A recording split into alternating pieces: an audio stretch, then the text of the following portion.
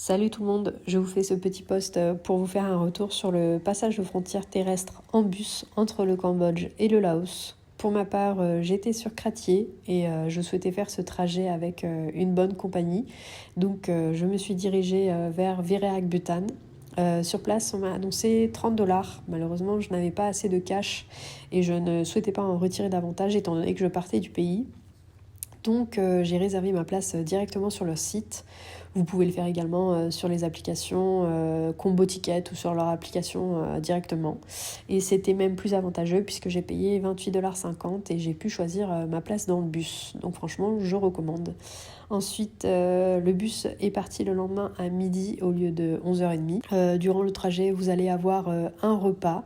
Malheureusement pour moi, c'était un plat avec de la viande, donc j'ai refusé, mais voilà, c'est toujours bon à savoir. Vous allez également avoir de l'eau à disposition durant tout le trajet. Vous aurez également une pochette avec une viennoiserie et un jus de fruits. Pour ce qui est des toilettes, il y en a à bord du bus, parce qu'il n'y aura pas spécialement de pause durant le trajet, hormis à la frontière. Et pour la frontière, du coup, ils vont vous donner 2 papiers à remplir dans le bus. Ensuite, vous aurez besoin des 40$ avec des billets en très bon état. Si jamais vous n'avez pas la pointe, ce n'est pas grave, ils vont vous rendre la monnaie lorsque vous passerez la frontière. Et vous aurez également besoin d'une photo d'identité. Mais pareil, si vous n'en avez pas, ce n'est pas grave, il y a une machine pour en faire sur place. Pour ma part, il n'y a pas eu de corruption à cette frontière et je pense que le fait d'avoir traversé avec cette compagnie de bus aide parce qu'ils nous avaient donné une petite pancarte à mettre autour du cou. Donc il n'y a pas eu de dollars demandés en plus pour des soi-disant tampons de sortie ou d'entrée sur les territoires. Donc je recommande. Ensuite, pour ce qui est de la durée du trajet, normalement, cela dure en moyenne 6h30. Pour nous, ça a duré 8 heures parce qu'on a attendu plus d'1 heure à la frontière car quelques passagers avaient apparemment du mal à faire leur visa.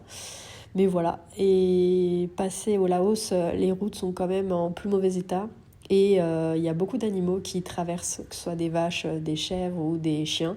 Donc ça amène beaucoup plus à des freinages brusques et encore plus quand la nuit tombe. Mais bon, voilà, c'est à savoir. Ensuite, pour cette compagnie, vous avez le choix entre vous arrêter aux 4000 îles ou bien à Paksé. Je ne sais pas après si elle va plus loin dans le Laos. Pour ma part, je m'étais arrêtée à Paksé. Arrivée sur place, malheureusement, il était 20h, donc je n'avais pas la possibilité d'acheter une carte SIM.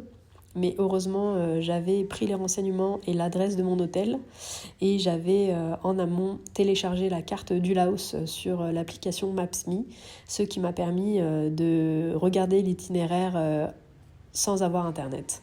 Donc franchement, je recommande de faire comme ça et de pouvoir acheter la carte SIM le lendemain, qui du coup sera à un prix plus avantageux qu'à la frontière. Et pour ce qui est du retrait d'espèces, je vous recommande la banque BCEL car jusqu'à maintenant, je trouve que c'est celle qui demande le moins de frais, sachant qu'elle prend 30 000 kips, donc ce qui équivaut à peu près à 1€ et quelques. Donc voilà, en attendant, c'est tout ce que je peux vous dire sur ce passage de frontière terrestre et je vous dis à la prochaine. Ciao!